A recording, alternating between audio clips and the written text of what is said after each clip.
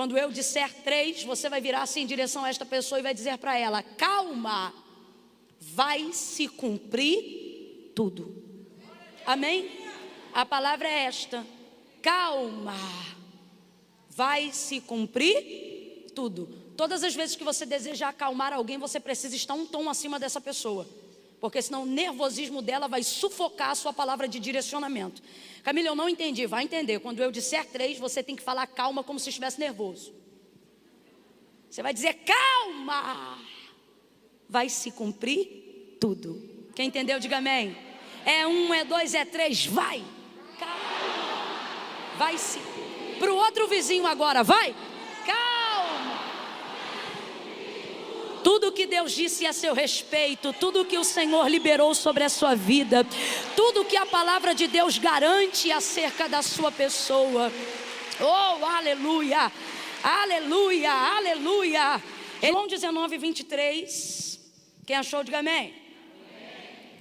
Tendo os soldados crucificado a Jesus, tomaram as suas vestes e dividiram-na em 4 partes, uma para cada soldado. Tomaram também a túnica, que era sem costura, toda tecida numa peça só, de alto a baixo. E disseram uns aos outros: não rasguemos, mas lancemos sortes sobre ela para ver de quem será. Preste atenção nisso. E isto aconteceu para que se cumprisse a Escritura. E isto aconteceu para que se cumprisse a Escritura, que dizia: dividiram entre si as minhas vestes, e sobre a minha túnica lançaram sortes. Foi o que fizeram os soldados. Junto à cruz de Jesus estava a sua mãe, a irmã dela, Maria, a mulher de Clopas, e Maria Madalena. E vendo Jesus ali a sua mãe e o discípulo a quem ele amava, que estava presente, disse à sua mãe: mulher, eis aí o teu filho. Depois disse ao discípulo: eis aí a tua mãe. E desde aquela hora em diante o discípulo o passou a receber em sua casa. Mais tarde, sabendo Jesus que tudo estava consumado, preste atenção, e para que se cumprisse a Escritura. Mais tarde, sabendo Jesus que tudo estava consumado, e para que se cumprisse a Escritura, disse: tenho sede. Estava ali um vaso cheio de vinagre, e embeberam de vinagre uma esponja, e colocaram numa vara de ísopo, e chegaram-na à boca de Jesus. Quando Jesus recebeu o vinagre, ele disse: está consumado. E, inclinando a cabeça, entregou o Espírito. Como era grande o dia daquela preparação para os judeus, para que os corpos não ficassem expostos na cruz durante o sábado, porque este sábado era um grande dia, rogaram-lhe a Pilatos que lhe quebrassem as pernas e fossem tirados os que haviam sido crucificados. Foram os soldados e quebraram as pernas do primeiro e do outro que com ele fora crucificado, mas chegando-se a Jesus, vendo-o já morto, não lhe quebraram as pernas. Contudo, um dos soldados transpassou-lhe o lado com uma lança, que imediatamente saiu sangue e água. E aquele que isto viu, testificou, dizendo ser verdadeiro o seu testemunho. Ele sabe que é verdade e diz que é verdade, para que vocês também creiam. E estas coisas aconteceram, e eu fecho aqui, para que se cumprisse a Escritura. E estas coisas aconteceram para que se cumprisse a Escritura, que dizia: nenhum dos seus ossos poderá ser quebrado. Diga amém por essa palavra. Eu vou contar de 1 a 3. Quando eu disser 3, eu gostaria que você liberasse para a pessoa que está mais próxima de você uma palavra que determina o rumo profético daquilo que Deus nos confiou como verdade para esta noite. Quando eu disser 3, você vai virar assim em direção a esta pessoa e vai dizer para ela: calma, vai se cumprir tudo. Amém? A palavra é esta: calma, vai se cumprir tudo. Todas as vezes que você deseja acalmar alguém, você precisa estar um tom acima dessa pessoa, porque senão o nervosismo dela vai sufocar a sua palavra de direcionamento. Camila, eu não entendi. Vai entender. Quando eu disser 3, você tem que falar calma como se estivesse nervoso. Você vai dizer: calma, vai se cumprir tudo. Quem entendeu, diga amém. É 1, é 2, é 3, vai. Calma, vai se. Para o outro vizinho agora, vai. Calma. Tudo tudo que Deus disse a seu respeito, tudo que o Senhor liberou sobre a sua vida, tudo que a palavra de Deus garante acerca da sua pessoa. Oh, aleluia, aleluia, aleluia. Ele não é homem para que minta, nem filho do homem para que se arrependa. Falaria e não cumpriria? Ou faria e não seria capaz de realizar? Mas dele é o querer e dele é o efetuar. E como disse Maria, para ele coisa nenhuma lhe é difícil, porque todas as coisas, oh aleluia, todas as coisas lhe são possíveis. E por que são possíveis? Porque esse é o Deus que nós servimos, o Deus a qual disse o profeta, porque desde a antiguidade com o ouvido não se ouviu, e nem com o olho se viu, um Deus que trabalha, um Deus que trabalha, um Deus que trabalha. Você está aqui sentado e Ele está trabalhando. Um Deus que trabalha para aqueles que nele esperam. Aleluia. Ele está trabalhando para fazer cumprir tudo o que disse acerca de você. Oh, aleluia. Glória a Deus. Glória a Deus. Glória a Deus. Aleluia. Deus, Ele não é somente o conquistador dos nossos projetos, o realizador dos nossos sonhos. Ele também se faz recurso para que nós cheguemos aonde Ele disse que nós chegaríamos. Lá no Rio de Janeiro a gente tem o rio, e ligado ao rio, porém diferenciado, Niterói. Estamos divididos por causa do mar, e por isso existe uma ponte na extensão de 13 quilômetros. Obviamente que a gente chama de Ponte Rio a Niterói, por ligar um ponto ao outro. É como se Deus estivesse dizendo, às vezes você está no Rio de Janeiro, e aquilo que eu te prometi está em Niterói, e você se pergunta, como se dará isso? E Ele está dizendo, eu serei o destino e também serei a ponte que liga os dois pontos. A bem da verdade é que a primeira coisa que nós precisamos compreender é que Deus não depende para fazer cumprir aquilo que nos disse, da nossa ajuda para absolutamente nada. Absolutamente nada. Lembra-se de quando Ele chamou a Moisés? Vamos um pouco antes, lembra de quando Ele chamou Abraão? Quando Ele chamou a Abraão, Ele disse, Abraão, sai da tua terra, do meio da tua parentela, vai para a terra em que eu te mostrarei. Farei de ti uma grande nação, abençoarei os que te abençoarem, amaldiçoarei os que amaldiçoarem você, e em ti serão benditas todas as famílias da terra. Ele disse, eu vou te fazer pai de uma grande multidão. Eu vou te dar uma nação que se chamará pelo seu nome. E por causa da aliança que eu faço com a sua casa, Ele visita diretamente a Sara, e Ele diz que o filho da promessa, que é de quem vai vir o cumprimento de tudo aquilo que Deus falou a Abraão, virá do ventre de Sara. Mas o tempo passa, 25 anos, ela se torna uma senhora, os seus cabelinhos é branco. E no período intermediário, a realização do cumprimento dessa promessa, eles não acreditam que estejam envolvidos num cenário condizente com aquilo que Deus falou. Quanto mais discrepante for o cenário real que você tem hoje em relação à promessa que Deus te fez, mais verdade é que foi Deus que falou. Você leva isso para a sua vida. E ela já estava inserida dentro deste contexto. Porém, eles são pioneiros no exercício da fé. Hoje nós sabemos disso, mas eles ainda não sabiam. Então, pensando que deveria fazer alguma coisa a fim de cumprir aquilo que Deus já havia determinado sobre Abraão, ela coloca Agar, a sua serva, alcançada do Egito, sobre a cama de Abraão, e ela diz, deita com ele, e diz, Abraão, deita com ela. E o filho que o Senhor nos prometeu virá dela. Aí o Senhor se manifesta mais uma vez para Abraão. Logo em seguida esse episódio diz para ele, Abraão, anda na minha presença e ser perfeito. Deus sabe que o homem não pode ser perfeito na sua totalidade. A Bíblia diz que todo homem peca, e o que diz que não peca já mentiu, porque todo homem é pecador. Paulo fala sobre isso abertamente na carta aos Romanos capítulo 7, quando ele diz, o querer bem está em mim e eu projeto fazê-lo, mas quando vou executá-lo, encontro outra lei, a lei do pecado, que trabalha na minha carne e milita contra o querer bem que está em mim, de modo que o bem que quero fazer, não faço, mas o mal que eu não quero, faço, e faço sem programar, por causa da minha natureza adâmica, caída. É o que Paulo está dizendo. Então, quando o Senhor diz a Abraão, anda na minha presença e ser perfeito, Ele não está falando sobre um padrão de moralidade que não pode ser acessado pelo homem. Ele não está falando sobre um padrão de santidade cuja mente do homem, veloz como é, não possa pecar nem em pensamento. Não é isso que Deus está exigindo de Abraão. O termo correto aqui, se Deus fosse falar a grosso modo, o que Ele está dizendo é, Abraão, anda na minha presença e faz o que a gente combinou. E o que a gente combinou? A gente combinou de você fazer a sua parte e eu vou fazer a minha. O que Deus está dizendo é, quando eu libero uma palavra sobre a tua vida e quando eu libero uma promessa sobre você, eu não estou julgando que você tenha capacidade de fazer aquilo que eu prometi. Por quê? Primeiro ponto, porque eu nunca dou nada que alcance as suas mãos.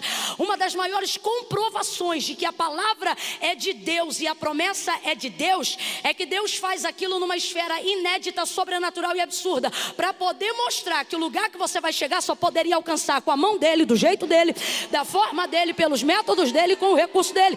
Por isso ele diz que escolheu aqueles que não são, para confundirem aqueles que pensam que são. Escolheu as coisas loucas deste mundo para confundir as que acham que são sábias, as fracas para confundirem as fortes.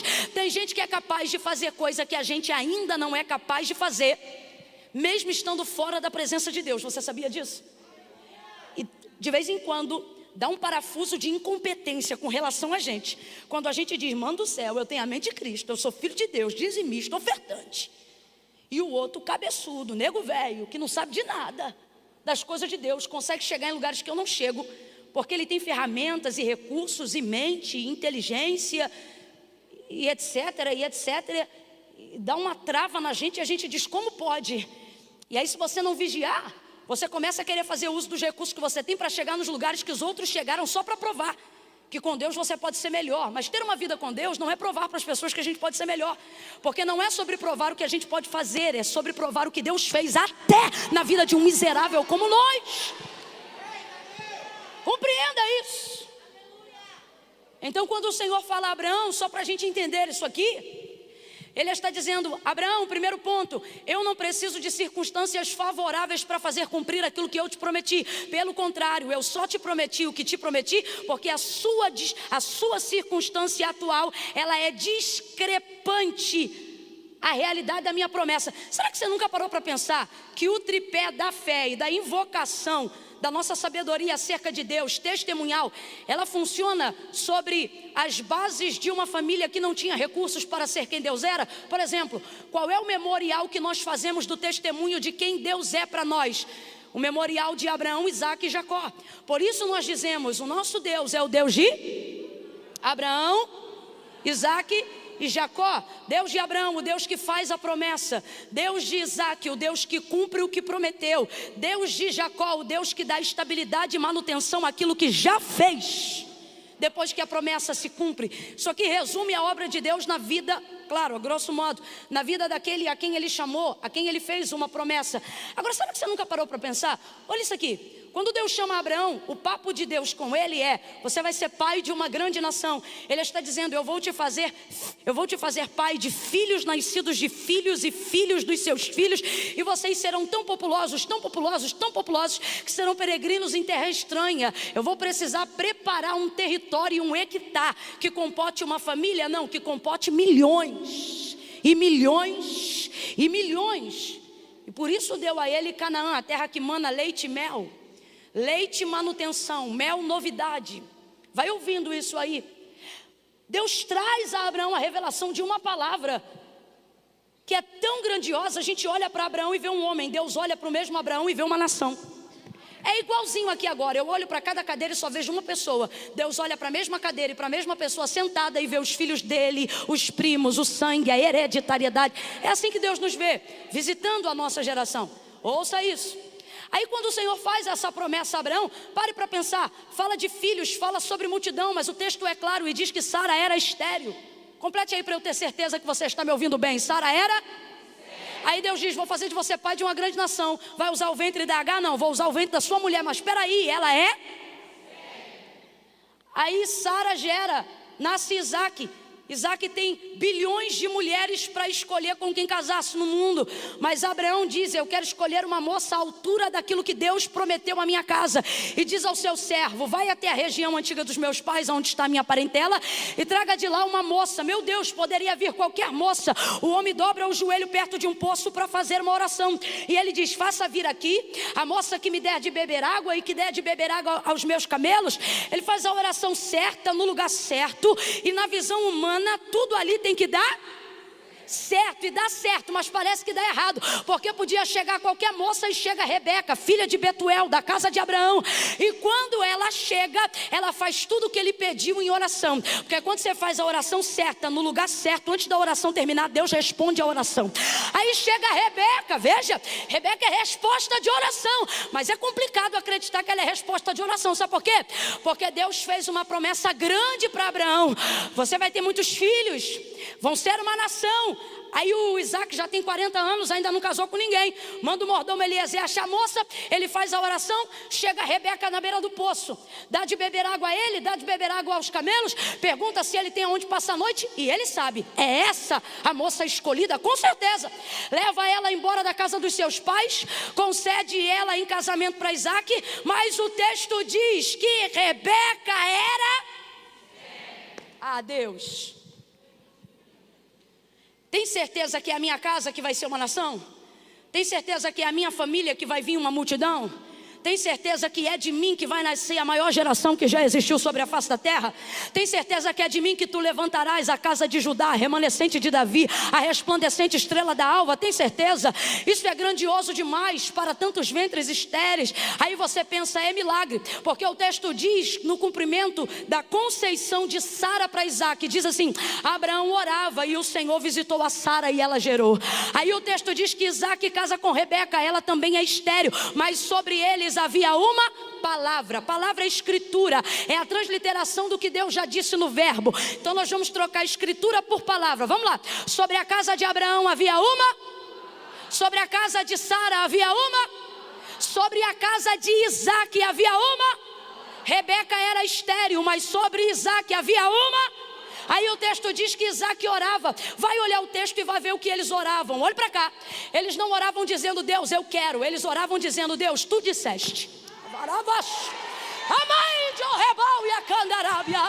Deus trouxe gente, hoje aqui ele está dizendo o que a própria Bíblia diz: pedis e não recebeis porque pedi mal, porque não conheceis as escrituras e nem o poder que há nelas. Deus não é fiel a mim. A gente canta, poeticamente falando, é muito bonitinho, mas Deus não tem obrigação de ser fiel a mim. Deus é fiel à sua palavra. Por isso disse Jesus: se vós estiverdes em mim e as minhas palavras estiverdes em vós, pedireis o que quiserdes no meu nome. Eu vou pensar? Eu vou estudar o caso? Não, pedireis o que quiserdes no meu nome e vos será feito.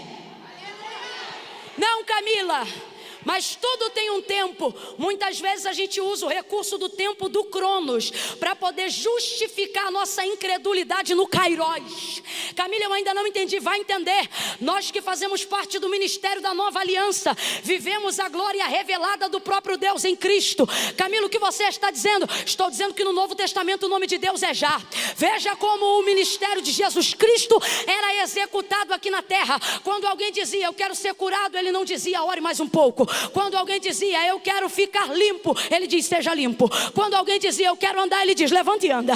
Quando alguém dizia, eu quero ver, ele diga, abra os olhos e então veja. Era assim que ele fazia. Por quê? Porque ele estava inaugurando um ciclo aonde o poder da palavra de Deus seria real na vida de todo aquele que crê, que tem e que possui. Por isso ele estabelece a primícia do cumprimento, ligada sim ao imediatismo, não ao triunfalismo, mas ao imediatismo, quando ele diz, é tudo que pedirdes ao Pai em meu nome, eu farei. Mas quando eu farei? Se vocês fizerem de acordo com a minha palavra. Isaac ora, Abraão ora, e todos eles têm o mesmo raciocínio e a mesma linha de oração, que é a mesma que desenvolveu Moisés, que é a mesma que desenvolveu Jó muito antes de Abraão. Eles não oravam dizendo eu quero, eles não oravam dizendo faz assim, eles não oravam dizendo é meu sonho, eles não oravam dizendo eu preciso, eles oravam, pode olhar o texto, eles olhavam e diziam assim, porque tu disseste que faria. O que é isso? Isso é orar sobre a palavra que Deus liberou sobre mim. O que foi que Deus disse a seu respeito? E agora eu não estou falando só de ter alguém marchando na sua direção, colocando a mão sobre o seu ombro para te dizer, assim diz o Senhor. Não, mas eu estou falando sobre tudo que já foi tão patenteado a ponto de ser escrito, sobre tudo que já foi selado para ser cumprido. o que Deus disse a seu respeito. Sabe por que você está sem perspectiva de vida? Porque tu não sabes o que Deus disse a seu respeito. Sabe por que tu se sente sem propósito de vida? Porque tu não traz à lembrança o que Deus disse a seu respeito. Desculpa, mas eu vou falar rasgado, irmãos. Essa fé motivacional, ela é boa para animar, mas ela não é eficaz. Ela só dura 2 horas. Ela só dura o culto. Ela só dura enquanto o pregador prega. Ela só dura enquanto a gente canta. E por que isto acontece? Porque as nossas expectativas estão em cima do que o outro fala, em cima do louvor, em cima da reunião entre os santos. E isso não é o suficiente para me dar estabilidade de exercício de fé, para ver a palavra se cumprir depois que o culto acaba. Por isso o Senhor tem nos reunido hoje aqui para um extra. Alavai de Orrebal e a séria.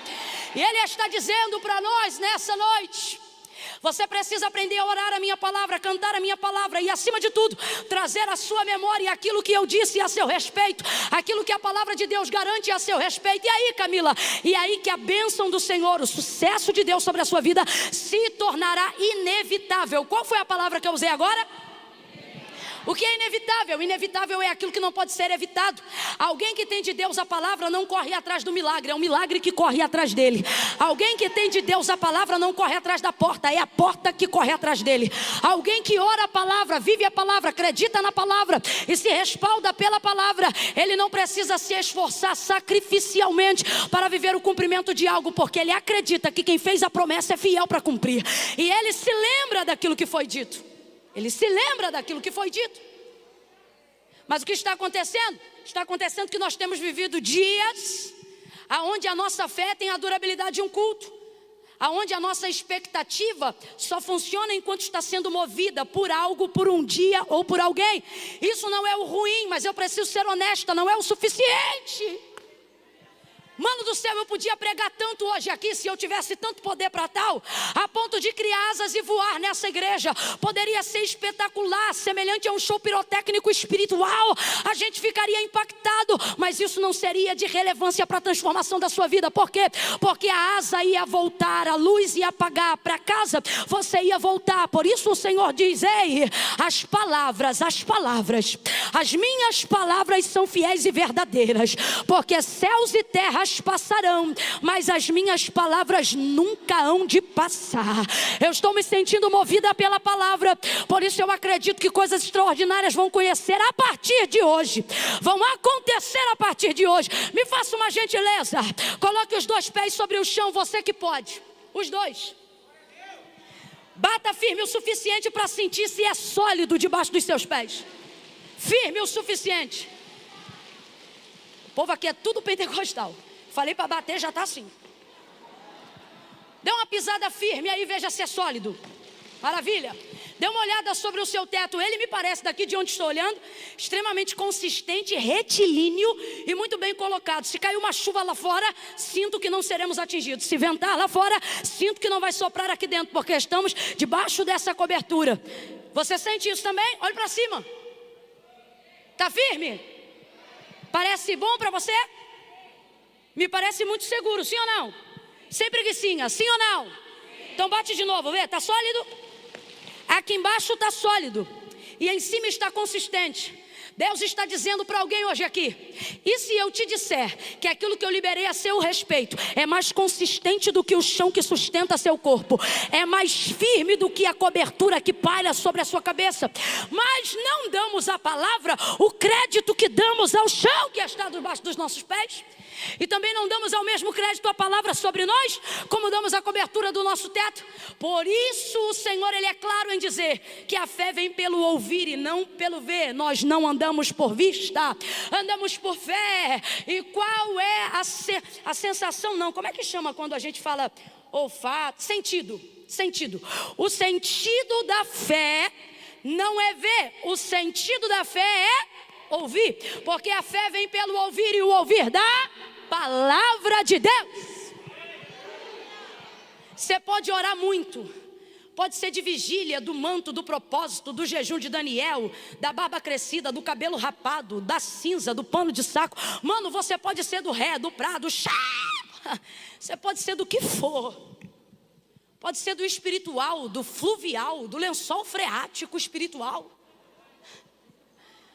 Você pode ser do que for. Nada substitui a necessidade de saber o que Deus disse a seu respeito e ter isso como paradigma de fé para que todas as coisas aconteçam na sua vida. Olha o que o Senhor disse quando estabeleceu a lei, que é a palavra para o seu povo depois da libertação do Egito. Se vocês ouvirem, se vocês atenderem, se vocês obedecerem os mandamentos que eu, o Senhor vosso Deus, vos ordeno hoje, Ele diz: eu farei. Não são vocês que farão, Ele diz: eu farei. Por quê? Porque Deus corresponde à sua palavra. Eu farei com que essas bênçãos desçam de Hebrom. E quais eram as bênçãos que Deus havia preditado sobre aquele lugar? Bendito será o teu ventre, bendito será o fruto da tua amassadeira, bendito serão os teus filhos. Eu vou falar numa linguagem do século 21 para todo mundo entender e glorificar. Ele está dizendo: bendita será a tua conta corrente, bendita será a tua poupança, bendito será o teu PIS, o teu PASEP, o teu INSS, a tua empresa, os teus negócios. Bendita será a tua vida física, bendita será a tua saúde emocional, bendita serão os teus filhos, os filhos deles com eles, e os filhos dos seus filhos, dos filhos deles com eles. O Senhor está dizendo: eu não vou me envolver só com você, eu vou me envolver e vou abençoar a tua casa, a tua família, a tua hereditariedade, até 1000 gerações. Se você se lembrar daquilo que eu liberei sobre você, ainda que um neto seu não se lembre, ainda que um filho seu não se lembre, se você caminhar de acordo com a minha palavra, o seu neto pode esquecer, seu filho pode até esquecer, mas para honrar a aliança que você fez com a minha palavra, eu vou lembrar seu neto, eu vou lembrar seu filho, eu vou lembrar sua família. Camila, e o Senhor faz isso? Faz. Ele fez isso com Salomão por amor de Davi, ele livrou a Ló por amor de Abraão. Quando você faz uma aliança com a palavra de Deus, os filhos podem até não se lembrar, mas se você orou por eles antes de nascer, se liberou sobre eles palavra antes mesmo deles se desviarem, o Senhor está dizendo: porque sou fiel à minha palavra, serei fiel a você e também alcançarei os seus filhos. Aí olha o que ele diz. Alivia o compressor para mim só um pouquinho, por favor. Aí ele diz: eu farei.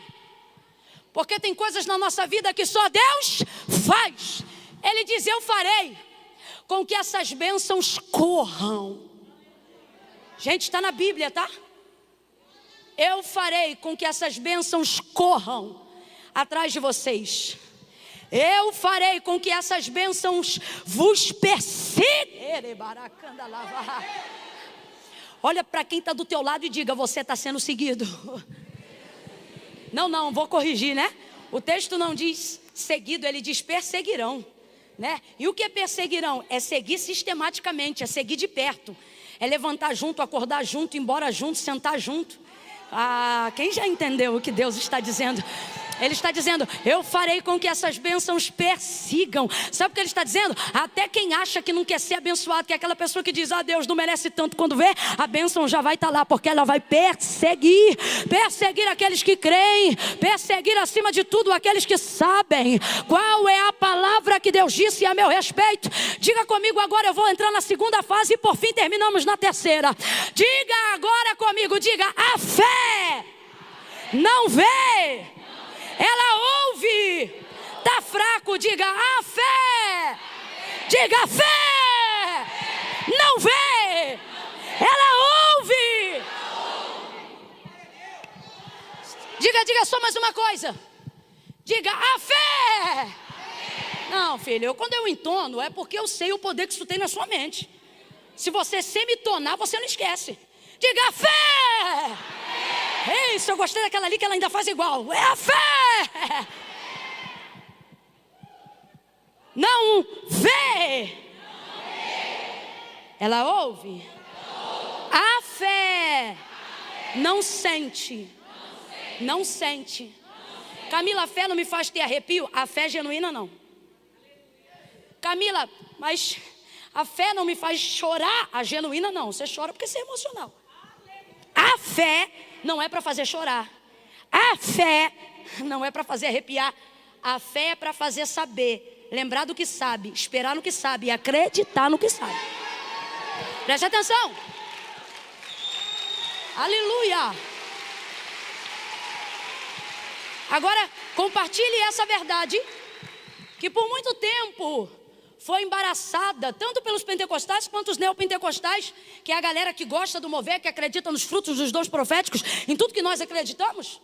Mas por muito tempo, fomos gerados num ventre de mentoria e discipulado, que desenvolveu em nós a ideia de que tem que sentir primeiro.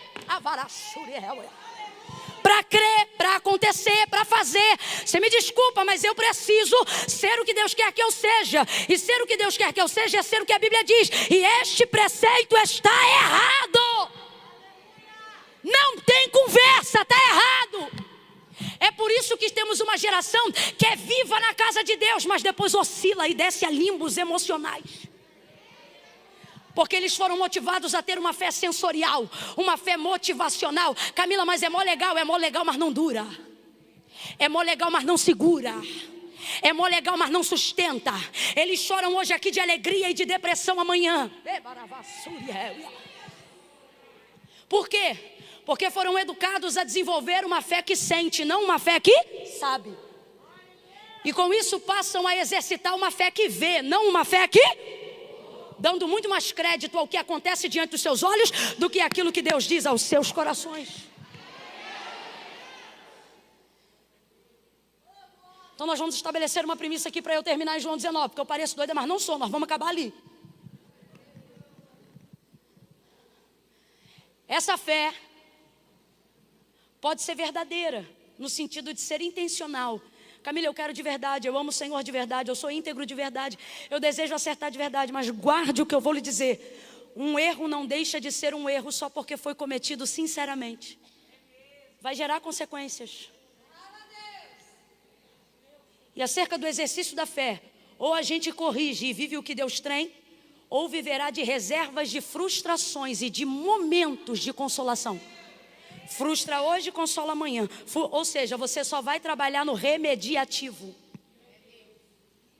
E uma fé que remedia ainda não é suficiente, é muito limitada. O que é melhor?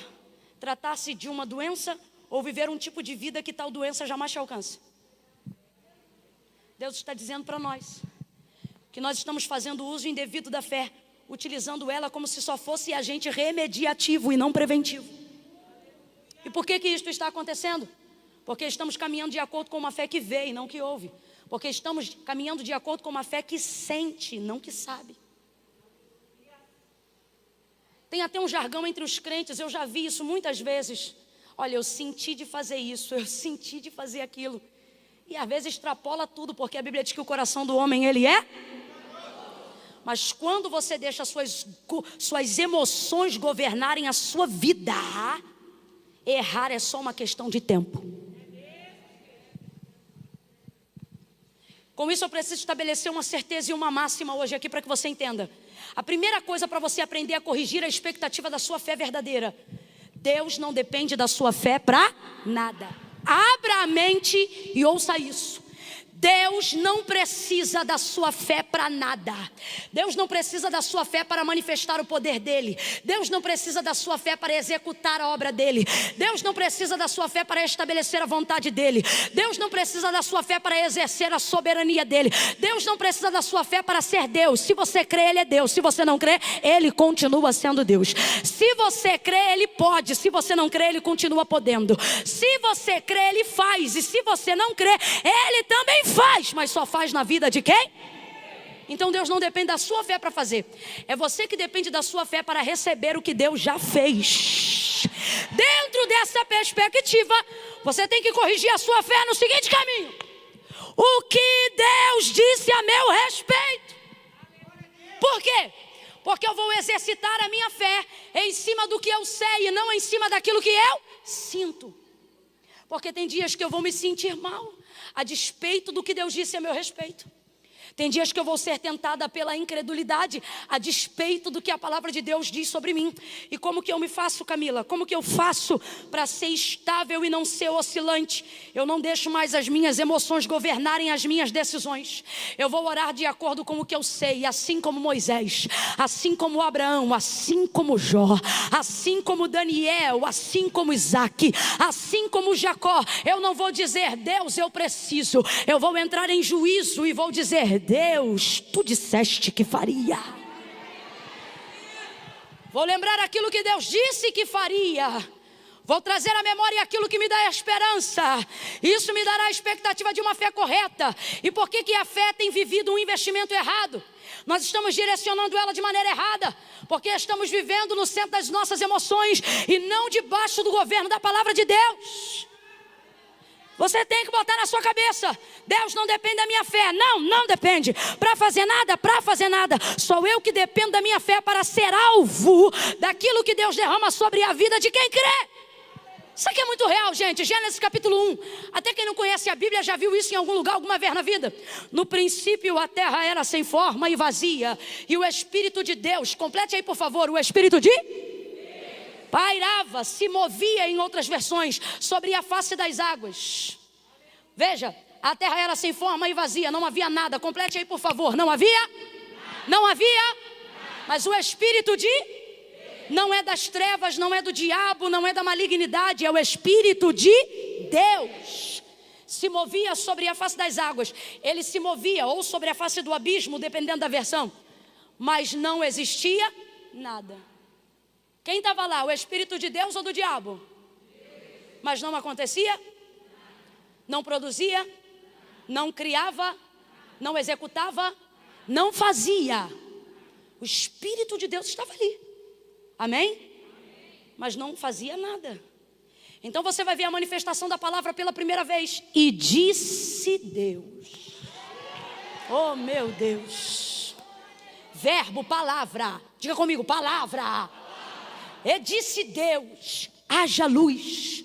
Quando Deus disse haja luz, o que aconteceu? Olha lá, gente, vamos lá. Quando disse Deus haja luz, o que aconteceu? Quando Deus disse haja luz, quem foi que disse amém? Quando Deus disse haja luz, quem foi que disse está ligado, terra? Quando Deus disse haja luz, quem foi que disse eu creio? Vamos ser aqui, o Senhor ele trabalha na nossa mente de acordo com a nossa racionalidade. Então agora eu não vou contar com a sua espiritualidade não, porque eu estou pregando até o incrédulo. Vou contar com a sua inteligência. Eu não falo o que eu quero ouvir nem o que você sente. Fala o que você sabe. Gênesis capítulo 1. E disse Deus, haja luz e houve luz. Há exercício de fé para que haja criação em Gênesis 1? Não, porque o autor da carta aos Hebreus já deixou rasgado para a gente. Ele disse, porque céus e terra, tudo que existe e tudo que há, não foi feito por prova aparente do que se vê, mas foram criados pelo poder da sua palavra. Então preste atenção. Deus precisou de fé para criar tudo que existe e que há? E por que a gente usa a nossa fé achando que é Deus que precisa dela? A gente usa a nossa fé como mola propulsora para Deus ter poder de fazer o que a gente quer que Ele faça. E é por isso que Ele não faz. Não é porque Ele não pode, é porque a gente acha que Ele precisa da nossa fé para ser capaz de fazer. Vai ouvindo aí. É aí que está a fé equivocada. Por quê? Porque primeiro eu quero crer para depois saber a palavra. Então por mais que eu creia, não vou ter fé o suficiente, porque estou crendo em cima de algo que eu não sei, que eu não conheço. E por quê? Normalmente porque eu estou esperando sentir primeiro para saber qual é a direção depois.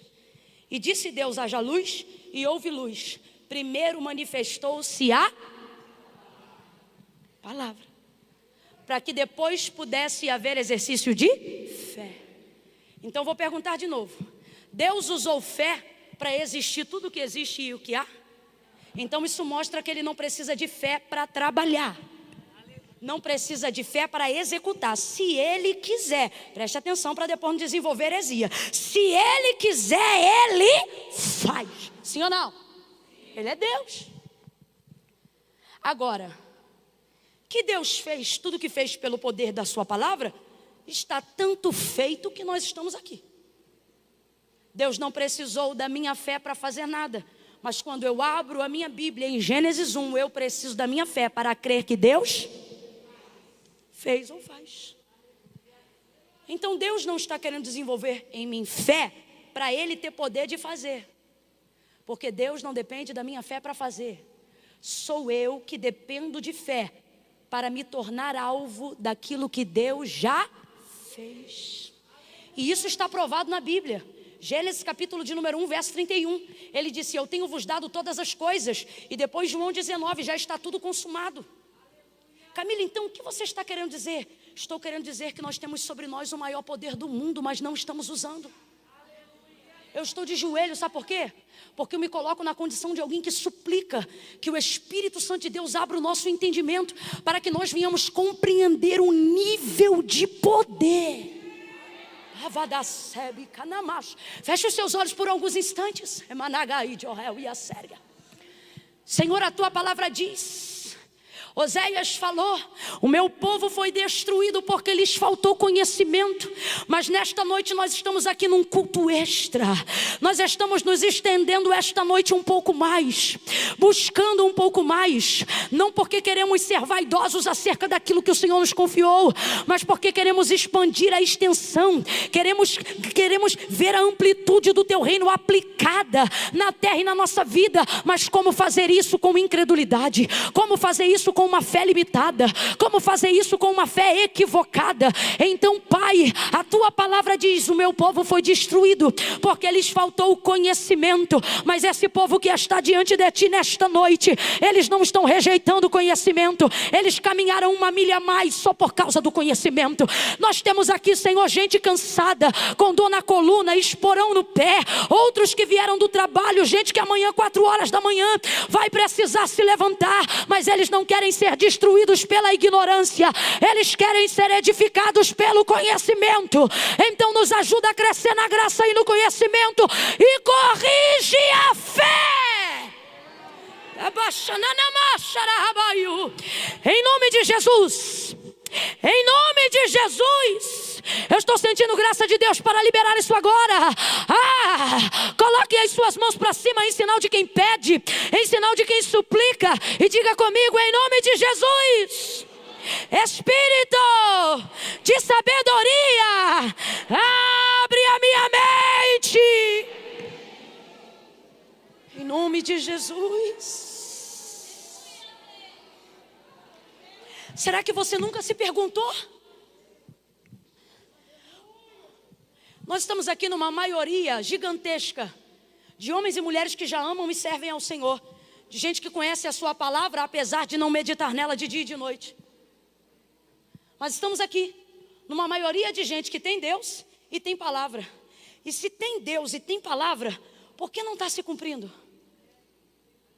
Não é porque Deus não pode fazer, digo mais, não é porque Deus já não tenha feito, mas é porque nós não estamos nos posicionando na condição de receber tudo aquilo que Deus tem para dar e para fazer.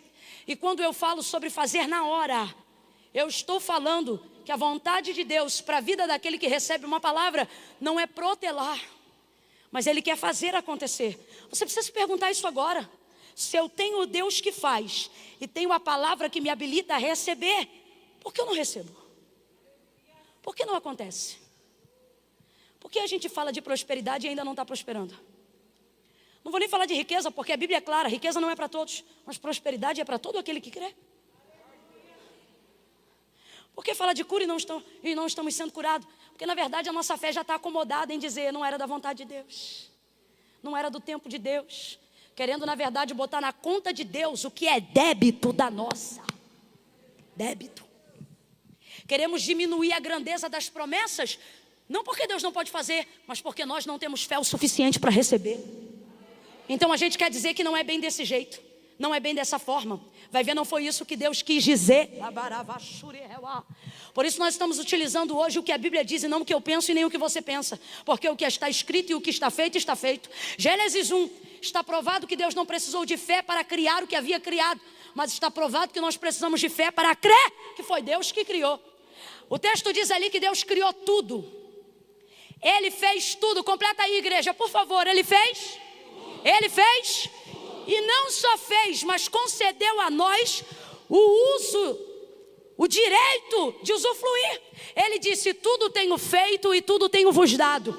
Tudo tenho feito e tudo tenho vos dado. Estou sentindo graça de Deus enquanto libero essas palavras. Tudo tenho feito e tudo tenho vos dado. Tudo tenho feito e tudo tenho vos dado. Olhe para alguém que está se sentindo um pouco para baixo hoje e diga para esta pessoa: Deus já fez tudo e te deu tudo. Olha para alguém e diz: você tem tudo o que precisa. Você tem tudo o que precisa. Você tem tudo o que precisa. Você tem tudo o que precisa. Tenho feito e tenho vos dado tudo. Complete então aí mais uma vez, por favor. Tenho vos dado tudo. Então, para vocês que se dizem crentes, assim como eu, que também o sou, você crê que foi Deus que fez os céus e a terra? Sol, lua, estrelas, firmamento, oceano, mares, animais, relva, sementes, espécies, frutos, árvores. Olha para mim, numa boa. Você crê mesmo? Quem crê nisto que eu estou dizendo, diga eu creio. Você não é da cultura darwinista, tem certeza? De que o homem veio da evolução do primata? Tem alguém aqui que não, Camila, para mim é isso aí. Quem crê que foi Deus que fez e criou tudo, diga eu creio. Diga assim comigo, eu creio que Deus criou tudo. Diga assim, eu creio que Deus fez tudo. Agora eu que vou te perguntar. Então por que tu achas que é muito para Deus fazer curar o câncer? Por que tu achas que é muito para Deus fazer mudar a tua vida? Por que tu achas que é muito para Deus trabalhar no coração do teu marido? Por que tu pensas que é muito tu teres um diploma depois dos 40 anos? Por que tu achas que é difícil tocar um instrumento depois dos 30? Por que tu achas que é muito difícil pregar muito melhor do que eu prego, se dedicar, nem que seja um ano? Por que tu pensas que é difícil ter o corpo que queria ter? Tudo que Deus te propõe, tudo que a Bíblia diz sobre você, vez ou outra você acha, isso aí é muito. Camila, eu não acho isso. Acha sim! Acha sim! Você diz é difícil. Você diz é complicado. E por isso o Senhor está confrontando hoje a nossa mente, para que a nossa falta de fé ou a nossa fé equivocada seja confrontada por ela. Porque vamos pregar conforme está escrito. O que a Bíblia diz é que se a sua fé for do tamanho de um grão de mostarda, eu não estou pregando o que dizem, o que os filósofos pensam, nem o que Sócrates acreditava, nem o que Platão falou. Eu estou dizendo que a sagrada e inerrante escritura, digna de toda aceitação, viva e eficaz, mais penetrante do que qualquer espada de dois gumes, diz. E também não estou dizendo, não desprezando, mas não dizendo o que Paulo, Pedro ou os apóstolos disse, mas o que Jesus. Se crê que Ele é Deus, ouça o que Ele diz. Ele disse, se vocês tiverem a fé, ainda que ela seja do tamanho de uma semente ou de um grão de mostarda. Gente, é um caco de unha, uma semente de mostarda. Ele diz, olha, se vocês tiverem essa fé, fale aí o nome de um morro alto aqui em São José. Tem morro aqui não? Menina, é mesmo. Nem um monte de crente não sobe monte aqui não? Tem? A igreja tem? Então a gente pode chamar esse monte de Monte da Cabana. Se você tiver uma fé do tamanho de um caco de unha, não importa qual seja o Monte da Cabana, se ele é grande ou se é gigante. Se vocês chegarem aqui um dia, olha o que Deus está dizendo. Ele não está dizendo se você tiver muita fé. Ele está dizendo se você tiver ela, ainda que seja desse tamanho. Você pode olhar para um monte. Tem algum rio aqui? Represa. Como chama represa? Ótimo, enfim. Você vai chegar, Monte da Cabana. Sai daí e mergulha na represa. Se tiver nisto o propósito, você só precisará ter a fé do tamanho de um grão de mostarda. Olha para mim, entenda isso aqui. Deus está dizendo, para conseguir fazer isso tudo, você tem que ter muito pouco.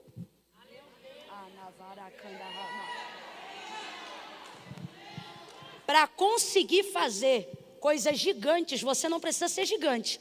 Você pode ter uma fé pequena. Não, isso aqui é literal. A fé pequena, ela também é útil, mesmo que seja limitada. Veja o que ele disse para os discípulos. Vocês não têm fé? Não, ele disse, homens de pouca fé, pequena fé. Mas mesmo assim ela ainda foi eficaz, porque era pequena, mas era fé. Você desculpa, mas aprove Deus trazer os maduros para confrontar. Eu não sei se teve gente que entrou hoje aqui e falou, vou tomar um leitinho, um milkshake, e Deus falou, pega esse pão de 4 dias. E manda ele para dentro. E quando entalar, bebe água e empurra. Por quê? Porque ele pode não ser confortável no teu paladar, mas vai te dar a nutrição que você precisa, a força que você precisa, o avanço que você precisa. Então qual é a realidade do texto? A realidade é que não estamos tendo fé nenhuma. Porque se tivéssemos uma mesmo que pequena, seria limitada, mas ainda assim seria fé. Então o que precisamos fazer hoje? Passar a crer mais. E qual é a única forma de crer mais? Sabendo o que a palavra diz sobre mim. Sabendo que... Não leva mal não, não leva mal não, não leva mal não. Eu vou falar rasgado. A gente é bonzão de aprender os hinos na hora. Tem gente que ouve uma vez e já está pronto. A gente é show de bola de compreender a harmonia, o endereço do caminho da igreja também. Se deixar, o carro vem sozinho. A gente consegue os horários do culto sem precisar ter na tabela, na geladeira. A gente é bom de memorizar os ambientes que nos trazem conforto, as oportunidades que nos trazem leveza. Mas a gente acha que 5 minutos para ler um texto é demais. E a gente acaba profetizando, pregando, falando e orando em cima do que os outros disseram e não do que a gente leu, não do que a gente aprendeu. E é aí que a ignorância começa a entrar e começa a perverter a nossa fé. Mas o Senhor hoje nos trouxe aqui, e a mim também, porque estou sendo visitada pelo Senhor. E por isso orei com vocês ainda antes de concluir a mensagem. Porque Ele está dizendo: se você tiver palavra, você terá uma fé tão grande que não é você que vai deixar a depressão, é a depressão que vai deixar você. Camila, eu não entendi, vai entender.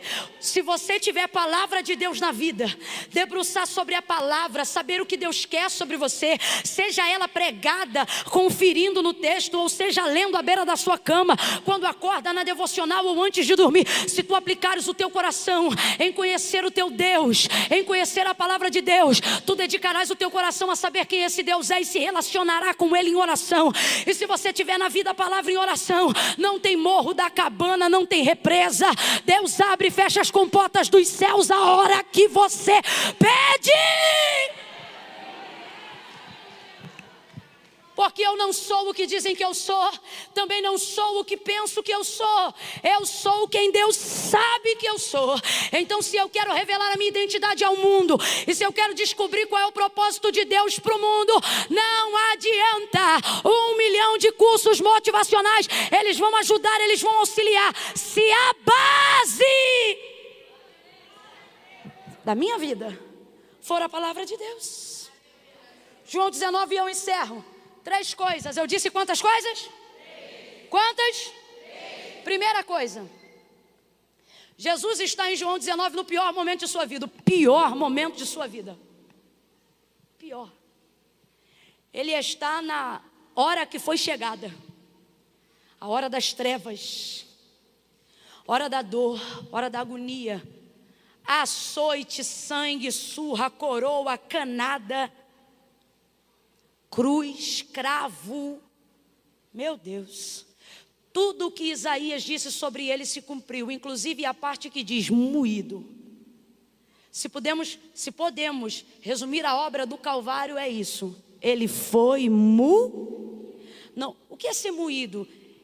É sofrer na totalidade. Jesus sofreu de dentro para fora e de fora para dentro.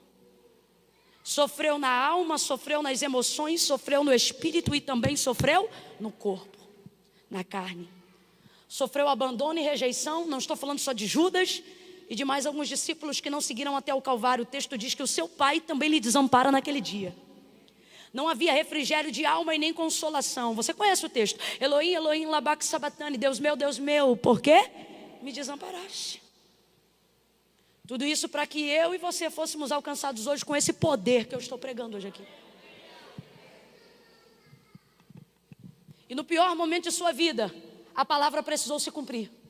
Porque para que toda a palavra se cumpra, ela tem que se cumprir também nos momentos difíceis. E agora eu me dirijo a pessoas que não estão vivendo os momentos mais fáceis da vida. A pessoas que estão vivendo momentos desafiadores e confrontadores, como esta noite que nós estamos vivendo aqui. Mas olha o que o texto diz. E essa é a primeira coisa que você precisa guardar para poder começar a viver uma transformação de vida pelo poder da palavra. O texto diz que agora ele vai passar um nível muito grande de vergonha, porque o Cordeiro Imaculado, o Filho unigênito do Pai, o Santo de Israel, será despido das suas vestes. Vão pegar uma parte e vão rasgar. A outra parte, que é a túnica, vão lançar sortes. João está lá presenciando e vendo pessoalmente o que está acontecendo. E aí ele diz assim: fizeram isto os soldados. O quê? Rasgaram as vestes e lançaram sortes sobre a túnica. O texto diz que quem fez isso foram os soldados. Vem comigo nessa equação para a gente fechar junto. Quem fez isso foram os? Só que João também diz no mesmo versículo, que é o versículo de número 24.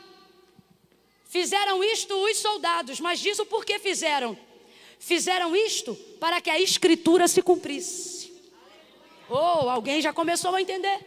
Deus está dizendo para mim e para você, através da sua palavra, tendo João como testemunha no dia da crucificação. Ele está dizendo, ele foi envergonhado, ele foi desnudado, os algozes rasgaram as suas vestes, lançaram sortes sobre a sua túnica. Fala para mim, é desagradável ou não é? É desconfortável ou não é? É constrangedor ou não é? É absurdo ou não é? Você já está vivendo no pior momento da sua vida e ainda ter que compartilhar esse momento com as piores pessoas. Só que João, ele diz, quem fizeram isso foram os soldados. De novo, gente, quem fizeram isso foram os? Mas olha o que ele diz, fizeram isso para cumprir a... Vamos trocar a escritura por palavra para todo mundo entender. Eles fizeram isso para cumprir a... Fizeram isso para cumprir a... Primeira coisa que você tem que entender nessa fase difícil que você está atravessando. Coisas ruins que estão acontecendo com você, ao redor de você. Pessoas ruins que estão tendo acesso à sua vulnerabilidade e à sua fraqueza. Deus está dizendo, se tu creres que eu tenho sobre ti uma palavra, tu também crerá que até o adversário está cumprindo o seu propósito. Que até esse inimigo está cumprindo aquilo que eu disse a seu respeito. Olha para quem está do teu lado e diga, sabe aquele fofoqueiro? Sabe aquele quizumbeiro? Sabe aquele camarada que já preparou o dossiê para queimar teu filme? Já inventou o processo para confundir tua história? Deus está dizendo, como um ponteiro que funciona no relógio, ele também está sendo usado para cumprir o meu plano na tua vida. Oh, aleluia! Aleluia! Se é para aplaudir ao Senhor, aplauda com vontade, celebre a sua palavra. Reage à sua palavra. Uau, Deus está dizendo a alguém hoje aqui, vai cumprir tudo, vai cumprir tudo. Não vai ser fácil ver Deus cumprindo tudo, mas vai ser bom ver que Ele cumpriu tudo. Tudo que Ele falou. Vai doer, mas vai cumprir. Vai chorar, mas vai cumprir. E sabe qual é a alegria de viver o cumprimento, mesmo que seja algo difícil, debaixo da palavra de Deus? A alegria de saber que alguém vai pensar, eu destruí, eu envergonhei, eu fofoquei, eu traí, eu abandonei. E Deus olhando dizendo, eu planejei, eu arquitetei, eu construí, eu determinei, eu alinhei, eu planejei. Porque você olha os soldados rasgando, você pensa, Deus, o Senhor não está vendo? Mano, quando você tem de Deus uma palavra, Deus não precisa olhar para você para cumprir o que falou. A palavra dele manifesta a vontade dele. Você pode estar na mão do adversário, no que tange até a sua vulnerabilidade acessada. Você pode estar tomando Rivotril, um de manhã, um sublingual à tarde e outro à noite, e ter a sensação, Deus não está me vendo. Deus está dizendo, eu não preciso te ver, você só precisa ter sobre ti uma palavra. E ela sou eu na sua vida. A gente tem a sensação, foram os soldados que fizeram? Então eu estou na mão dos soldados, diga, eu estou na mão da palavra.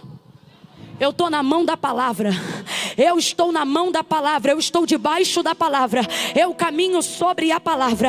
Eu acredito na palavra. Assim como meu Deus, ela pode ser invisível, mas também é real. Tempestade, e dizem os discípulos, é um fantasma. Jesus diz, não, sou eu, não temam. Aí Pedro diz, se és tu mesmo, manda a palavra. Manda-me ter contigo sobre as águas. Aí a epígrafe do texto diz, Pedro andou sobre as águas, mas também poderia estar escrito, Pedro andou sobre a palavra, porque o homem não pisa na água sem afundar. Se ele pisou e não afundou, foi porque ele disse, manda a palavra primeiro, faz a ponte que eu ando sobre ela, libera a palavra que eu caminho sobre ela.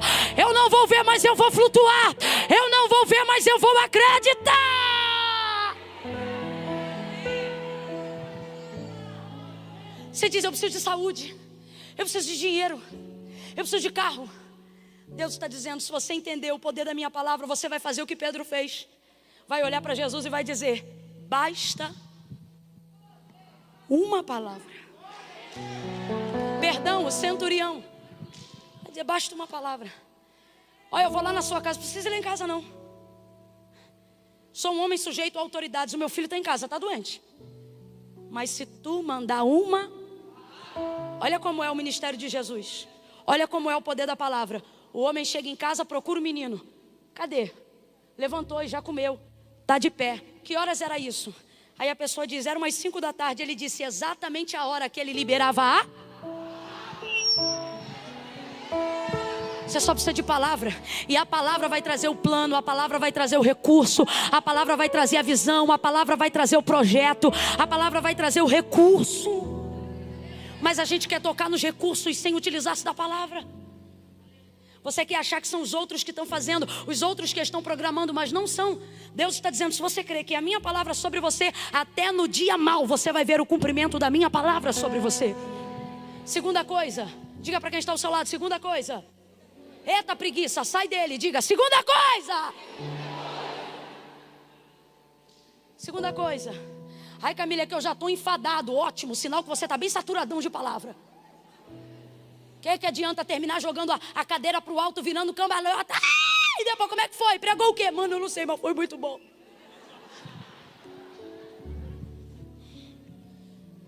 Segunda coisa. O texto diz assim: que vendo que já estava consumado, ou seja, chegando a hora final de entregar o seu espírito, diz o texto onde nós lemos, o versículo de número 28. Segunda coisa, 28, no verso 28. Vendo que tudo já estava consumado, para entregar o espírito e acabar com aquele momento, olha o que o texto diz: para que se cumprisse a palavra. Vamos lá? Para que se cumprisse a... Para que se cumprisse a palavra. Aleluia. Oh, aleluia. Deus falou comigo aqui agora: eu vou ensinar esse povo a amar a minha palavra. Camila, eu já o amo. Não. Amar de modo a não ficar nem um dia sem vê-la, sem observá-la. Para que se cumprisse aquele momento, para que se cumprisse, perdão, a palavra, ele disse: tenho sede. Presta atenção, vamos pregar do jeito que está escrito. Para que se cumprisse a escritura, ele disse: tenho sede. Então, peraí, Camila, havia a possibilidade de fato dele estar com sede? Havia, mas o texto não está dizendo que ele pediu de beber água porque tinha necessidade. Pediu de beber água para fazer cumprir a... que ele sabia que já tinha sido dita sobre ele, dizendo que ele beberia vinagre. Segunda coisa, ele sabe que ele pediria água, mas beberia vinagre? Sim ou não? Sim, porque era o que estava escrito na profecia de Isaías. Então veja, podia ter sede, que é uma necessidade, mas não pediu porque tinha necessidade. Segunda coisa, em sua onisciência, porque conhece a palavra que é sobre si, sabia que pediu água, mas ia beber, e mesmo assim pediu. Não pediu porque precisava. Pediu sabendo que ia pedir uma coisa e ia receber outra, mas mesmo assim pediu. Por que pediu? Para a palavra se... Segunda fase. Está na hora de você entrar nela. Às vezes Deus vai usar a gente para fazer cumprir o que a gente sabe. Mas existe uma hora que Deus quer que a gente faça cumprir o que só a gente sabe. Ele quer que a gente se lembre. Camila, eu ainda não entendi. Vai entender. Às vezes você pede perdão a alguém, não porque tem necessidade de perdoar, você nem está sentindo nada. Às vezes foi a pessoa que errou com você, mas você vai lá e pede perdão. Presta atenção, tinha necessidade de quem não fez nada pedir perdão, mas para se cumprir a vontade de Deus, a palavra, a gente vai lá e às vezes até sabe que o outro ainda vai olhar e vai dizer: está desculpado. Dá vontade de dizer: demente. Mas para se cumprir a palavra, a gente desce, a gente se submete, a gente pede perdão sem ter feito nada. Por quê? Porque a gente não quer ficar atado, a gente quer que se cumpra a palavra, a gente quer que a palavra nos libere para o novo. A gente quer encerrar o ciclo, começar um novo processo. Quem está entendendo, diga amém. Essa é a parte mais difícil. É a parte que você não sente de fazer. Crente que só faz o que sente, fica parado nessa fase. Eu não senti de ir lá ainda. Está sem falar com o pai 10 anos, eu não senti de ligar para ele, nem vai sentir. Se suas decisões são pautadas nas suas emoções, um abismo te espera. Agora, se a despeito do que sente, você sabe o que Deus quer, você faz até sem sentir. E vai passar de fase, vai mudar de ciclo. Não foi porque precisava e sabia que ia beber vinagre, mas para fazer cumprir o que havia dito sobre ele, disse: tenho sede.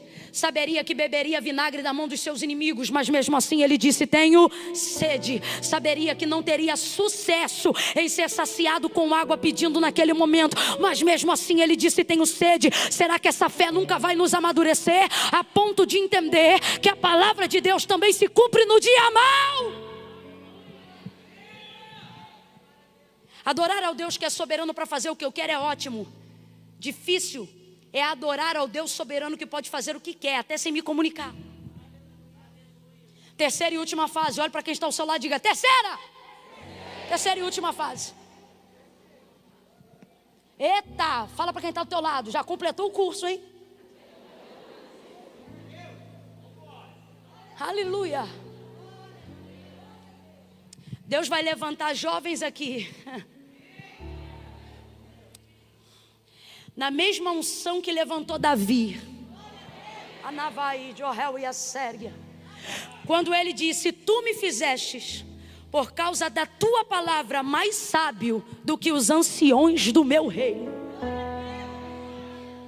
Porque a gente tem que parar de caminhar no que dizem e tem que começar a caminhar no que a Bíblia, menos o que eu penso e mais o que a palavra de Deus diz. Terceira e última fase, para mim, a mais apoteótica de todas. Chama o baterista aí para mim, por favor. Cadê ele? Nós vamos fazer um som apoteótico nessa noite. Oh, glória a Jesus. Aleluia. Cadê o baixista para vir com aquele bem fortão? Tá aí o baixista? É você. O povo aqui, os músicos, tudo crente, né? Glória a Deus, cheios do Espírito Santo. Tem lugar que a gente vai, não é não. Quando você fala assim: cadê o baterista? Aí tem que tirar de lá da cantina, vir correndo no meio da igreja. Porque ele acha que só pode participar na hora do louvor. Mas aqui tudo crente. Aquele ali então mais crente de todos. Está sentado, coitado, já está com cãibra, mas está ali: Jesus, tem misericórdia. Oh, aleluia. Faça um som bem pesadão aí. Mas é pesado. Isso. Não, mas eu não quero prato não. Agora é bumbo e tambor. Sabe por quê? É um som assim de penumbra, de morte. Faça um som assim que manifeste a trilha sonora da vida de algumas pessoas que estão habitando em trevas emocionais, espirituais, não porque não conhecem a Deus, sabem quem Ele é, mas não observam segundo a sua palavra. Então estão acreditando em todos os sofismas do diabo, estão sendo guiados por revelações, por visagem, por gente que diz assim, diz o Senhor, e às vezes é esquizofrênico, não é nem falso profeta, ele acha que é Deus que está falando mesmo. E a mensagem que o inferno tem tentado produzir é a mesma hora, e eu imagino que seria essa trilha sonora da crucificação de Jesus quando chega a hora das trevas. E diz assim: acabou, é morto o rei dos judeus, vai ser sepultado o Salvador do mundo. Ele tinha a palavra, ele era a palavra. Em verdade vos digo, ele pregou a palavra. Mas olha aí o que dá viver a palavra. Olha aí o que dá, está morto, está crucificado. Só que tudo isso era para cumprir a palavra. Tem gente aqui que só está perdendo, só viveu o luto e só está rompendo mesmo em dificuldade, porque deseja ser fiel à palavra. Guarde o que eu estou lhe dizendo: se tu fores fiel à palavra em vida, até depois da morte a palavra reagirá por você. Jesus está em vida e ele diz para que se cumpra. Jesus está em vida e as vestes são rasgadas para que se cumpra. Mas agora ele morre, e morto não pode reagir, morto não pode se defender. Morto fala, morto se protege, morto se defende, morto argumenta. Para mim, a terceira e última fase é a mais apoteótica de todas. Porque aqui a palavra não se revela usando pessoas. Aqui a palavra não se revela manifestando coisas. Aqui ela se manifesta sozinha. Segura aí agora que a trilha sonora vai mudar. Por quê? Porque agora ela vai fazer algo sozinha. Ó, a primeira vez usou os soldados é quando usa o adversário para fazer eu cumprir o que Deus quer. Segunda vez é quando usa a mim mesmo, consciente do que eu sei que Deus quer de mim, para fazer o que tem que ser feito, independente do que eu sinta. Deus usa pessoas, mas Deus também me... Terceira e última fase. Ah, meu Deus. Aí aqui, irmão. Aí aqui, ó. Camila, a terceira fase está onde? Se você quiser em casa, você olha. A terceira fase está aqui, ó. Verso 35 e 36. João está dizendo: eu sou João, que fiquei lá e vi o que aconteceu até o final, para que vocês acreditem que o que eu estou falando não foi apenas o que eu ouvi, mas foi também o que eu vi. Ele diz: olha, preste muita atenção. Eu vou entregar isso aqui para vocês crerem que esse testemunho, que essas palavras são verdadeiras. Tinham 3 crucificados, um à direita, outro à esquerda, e Jesus pegaram um pedaço de madeira. E porque os judeus não queriam que os corpos ficassem lá, porque o sábado já chegava e a santificação começa às 6 horas da noite do dia anterior, veio o pau na mão. É porque tem um nome que a Bíblia usa, mas na nossa cultura é feio. Com aquele pau na mão, e pá, arrebenta as pernas do primeiro, de forma muito aleatória. Porque quando a palavra de Deus está em movimento, coisas esquisitas e aleatórias, ao que seria uma ordem natural, começam a acontecer, para mostrarem que ela está no ambiente. Rebentam as pernas do primeiro, aí vão lá e quebram as do terceiro. Pá! Aí João disse: eu fiquei olhando até o final. Preste atenção, João está ali e o ama muito, mas ele não pode fazer. Não critique pessoas que te amam, mas dependendo da sua situação, elas não poderão fazer. Deus está dizendo: eu não permito. Sabe por quê? Porque eu não quero que elas façam nada, porque senão você dirá: elas fizeram. Mas agora ninguém fará nada, para que você veja que a palavra fez, para que você veja que a palavra entrou. Ouça isso. Chegando-se porém a Jesus, quando viram que estava morto, não lhe quebraram as pernas, lhe perfuraram com uma lança, saiu sangue e água, para poderem tirar do madeiro de maneira diferente. Sabe qual é a nossa sensação hoje aqui? Agora eu falo a nível igreja mundial, universal. Temos vivido dias assim. A sensação é que o sistema, que a governabilidade, porque aquele pau na mão dos soldados romanos representa um sistema governamental atendendo à vontade do poder religioso. E é os dias que a gente está vivendo hoje. A gente se sente na condição de quem quer viver o que a Bíblia diz, ameaçado, porque a gente vê alguém do lado na mesma situação sendo arrebentado. Vê um outro do outro lado e diz: mano, se essa ferramenta quebrou ele, vai me quebrar também. Se esse discurso quebrou o outro, vai me quebrar também. Se o sistema arrebentou com o da minha direita, vai me quebrar também. Se ele arrebentou, a gente começa a se sentir ameaçado. Eu disse que a gente começa a se sentir. Deus falou comigo que a ameaça é o último recurso do diabo. Quando ele não pode mais acessar a nossa vulnerabilidade, quando ele não pode fazer mais nada, ele ameaça. Por quê? Porque para fazer o que ele quer, ele precisa da autorização de Deus. Mas na fase final, Deus não deixa. Porque agora não é os outros que movem, não sou eu que movo, não é o diabo que move. Agora quem vai mover é a... Então nessa hora Deus não dá acesso. Todo projeto que o diabo quer arquitetar, ele precisa da autorização de Deus para executar, se não houver legalidade. E na vida de quem tem palavra não há legalidade. Por isso, para destruir a Jó, ele teve que dizer: Deus, deixa. E o Senhor deixou. Mas depois ele ficou descredibilizado, porque Jó disse: Deus deu. E o diabo está ali: mas eu tomei. E ele, de vez de dizer o diabo tomou, ele diz: Deus tomou. Por quê? Porque ele não dá crédito ao diabo. Aí o diabo só fala no capítulo 1 e não fala nunca mais. Por quê? Deus mandou o diabo embora? Não, porque a atitude de Jó fechou as portas para a ação do diabo. Aí escute isso. Escute isso. Quando a gente vê o da direita sendo arrebentado e o da esquerda sendo arrebentado, a gente se sente ameaçado. Eu digo, Deus, coisa ruim é se sentir ameaçado. É ver alguém dizendo, eu vou te matar. É ver alguém dizendo, viu como eu destruí o filho da vizinha? Também vou destruir o teu. Viu como eu acabei com o casamento dele? Também vou acabar com o teu. Viu que aquela casa não aguentou a tempestade? Eu também vou derrubar a sua. Aí a gente olha as ferramentas dele, vê que de verdade ele já destruiu pessoas, ministérios, igrejas, vidas. A gente diz, o próximo é a gente. A gente se sente. Deus me disse, calma. A última ferramenta que o diabo pode utilizar, e tudo que ele tem é essa, a ameaça. Porque quando você não pode executar o que quer fazer, só te resta ameaçar. Que é para dar ao outro a sensação de que você vai fazer o que você sabe que não pode ser feito. Deus está dizendo, você vê vulto na cozinha e se sente ameaçado.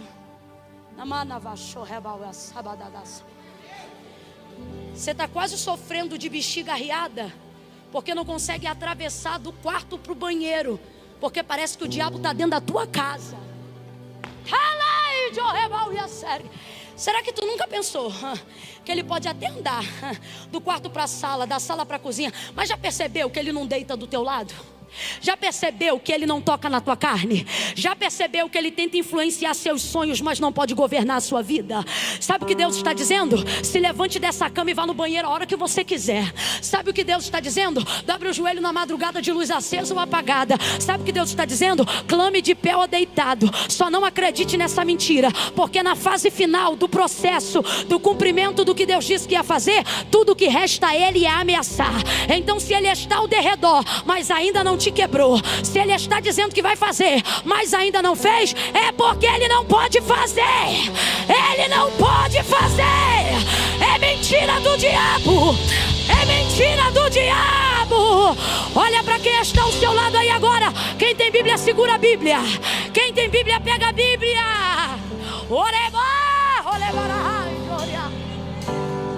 Levanta essa espada aí. Camila, minha Bíblia está no celular. Levanta o celular no aplicativo da Bíblia, uai. Camila, eu não tenho Bíblia, não tem problema. Aqui tem o suficiente para a gente cobrir você com a palavra que a gente tem. Levante aí. Faça esse movimento que parece louco, mas é profético. Alguém diz é loucura, mas eu digo é poder de Deus. Levanta aí. Faz assim sobre a sua cabeça.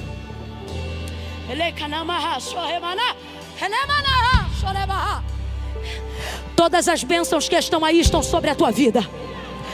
Tudo que Deus disse a teu respeito está sobre a tua casa.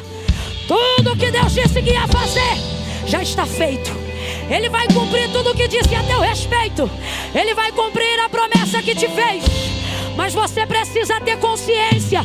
Por isso você precisa ler a Bíblia, estudar a Bíblia, meditar na Bíblia. Não abaixa a mão não. Coloca ela sobre a tua cabeça. Diga comigo: eu estou debaixo da palavra. Pelejarão contra ti, mas não prevalecerão, diz o Senhor, porque eu sou contigo para te livrar. Eis que não tosquenejará o guarda de Israel. O Senhor é quem te guarda. O Senhor é a tua sombra. Ele é a tua direita. O sol não te molestará de dia e nem a lua de noite. O Senhor guardará a tua entrada e a tua saída. Será próspera a tua alegria. Ele guardará a tua vida e a tua vida de todo mal, desde agora e para sempre. Aquele que habita no esconderijo do Altíssimo, a sombra do Onipotente descansará. Direi do Senhor, Ele é o meu Deus, o meu refúgio, a minha fortaleza. Nele eu confiarei. Nele eu confiarei. Nele eu confiarei. Quem confia nele fica de pé num salto de glória.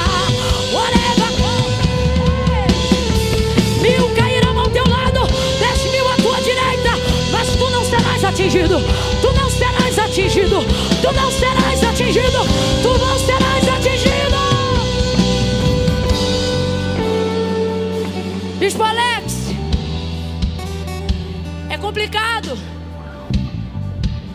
Sabe, Geisa, quando a gente vê o sistema governamental e religioso trabalhando juntos. É isso aqui, a representatividade de Roma e dos sumos sacerdotes, porque eles trabalham para ferir o Filho de Deus, a essência de Deus, as igrejas verdadeiras. E tudo que o diabo quer é quebrar nossas pernas. E quando eu falo isso, eu não estou falando disso aqui não. Eu estou falando da nossa capacidade de estender o reino de Deus pela palavra. Porque Jesus não é apenas uma pessoa. O texto diz em João 1: Ele é o verbo vivo. E tem gente aqui, Deus está falando comigo. Tem gente aqui se sentindo ameaçada por todos os lados. No trabalho, na faculdade, ameaçado pelos próprios medos. O diabo está utilizando o teu medo como ferramenta para te ferir. Não vai acontecer, não vai cumprir.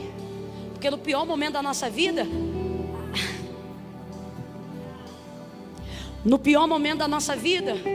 a gente se pergunta se Deus existe mesmo, ou se Ele não foi uma crença que a gente decidiu ser levado por alguém. Camila, eu nunca pensei isso, glória a Deus por você. Mas tem muita gente pensando, porque o pior momento da sua vida te faz pensar nas piores coisas. No pior momento da sua vida, você se pergunta se ainda tem gente de Deus mesmo, ou se só ficou você, como disse Elias. No pior momento da sua vida, o diabo quer te fazer desacreditar da instituição igreja. No pior momento da sua vida, sua fé é atacada, para você duvidar de tudo. Sabe por quê? Porque é mais fácil crer podendo falar, é mais fácil crer podendo reagir. Só que Jesus está morto. Complete aí para a gente encerrar junto. Jesus estava morto. E morto não fala, morto não reage, morto não se defende, morto não argumenta, morto não faz nada. E qual é a aplicabilidade desse texto para a nossa vida? A gente sabe que a pior morte não é descer à sepultura, mas é estar vivo e sentir como se estivesse. E tem gente aqui que está nessa circunstância. Está vivo, mas não pode falar. Está dentro de um cenário onde não pode reagir. Se você falar, a confusão aumenta. Se você se defender, alguém diz que é mentira. Está dentro de um cenário onde ficar calado é a única opção que você tem. Na verdade, não é uma opção por escolha, mas por imposição do cenário que você está. E aí nessa hora, a gente vê quem nos ama. João olhando e não pode fazer nada. Vê a mãe perto, mas a mãe não pode fazer nada, porque vai se cumprir tudo o que Deus falou, e a morte está nisso. Ele não pode se defender, mas João disse: eu vi. Eu quero profetizar que muita gente aqui vai viver o que João viveu. O quê? Vai ver a palavra de Deus se cumprindo na vida das pessoas. Vai ver, porque a fé no que ouviu vai ser tão forte que vai se tornar real diante dos seus olhos. Eu quero profetizar aqui que amigas vão ver outras amigas que viram Deus dizer que elas iam casarem-se e ser madrinha do casamento e dizer: olha aqui, eu estou vendo, Deus disse que ia fazer isso. Lembra, fulana? João disse: eu vi. Chegando-se porém a Jesus, vendo que estava morto, perfuraram-lhe com a lança, mas não puderam quebrar as pernas. João diz, não é que, para a gente entender, não é que eles não tinham na mão um instrumento para quebrar, não é que eles não tinham autorização institucional para quebrar. Eles tinham, eles queriam e eles podiam, segundo a lei deles. Mas João disse, não podiam tanto assim, porque sobre ele havia uma palavra que dizia: nenhum dos seus ossos poderá ser quebrado. Sabe o que Deus está mandando você profetizar na vida de alguém? Que mesmo que você esteja vivendo o pior momento da sua vida, Deus está dizendo: há limites, há limites. Eu não vou deixar acontecer e nem terminar como muitos estão pensando que vão terminar. Há limites. Camila, Camille, qual é a minha garantia? A garantia é o que Deus disse a meu respeito. E Deus não disse que terminaria com morte. Deus não disse que terminaria arrebentado. Deus não me disse que eu terminaria quebrado. O que Ele me disse é que melhor é o final das coisas do que o início delas. E ainda que você tenha enterrado pessoas, se você está vivo, Deus está dizendo, não é porque acabou para elas que acabou para você. Ainda não acabou para você. Você está vivo e viva porque eu ainda tenho um propósito. Um propósito. E a minha palavra vai manifestar. A minha palavra vai manifestar. Tu serás guiado pela minha palavra, orientado pela minha palavra. A minha palavra vai manifestar, vai executar toda a minha vontade. E ela vai tirar da mão do adversário o poder da ferramenta dele para te destruir. Vou perguntar de novo: Jesus está vivo ou morto? Vivo ou morto? Está vivo. Hoje ele está vivo, mas naquele momento Jesus estava. Ele não podia se defender. Quem o defendeu? Quem reagiu por ele? Quem protegeu ele? Deus está dizendo: quando eu ver que você guardou a palavra, mesmo que não haja mais em você poder para reagir, a palavra vai reagir, vai se manifestar, vai te defender. A palavra de Deus vai em direção a você. Fecha os teus olhos, curva a sua cabeça.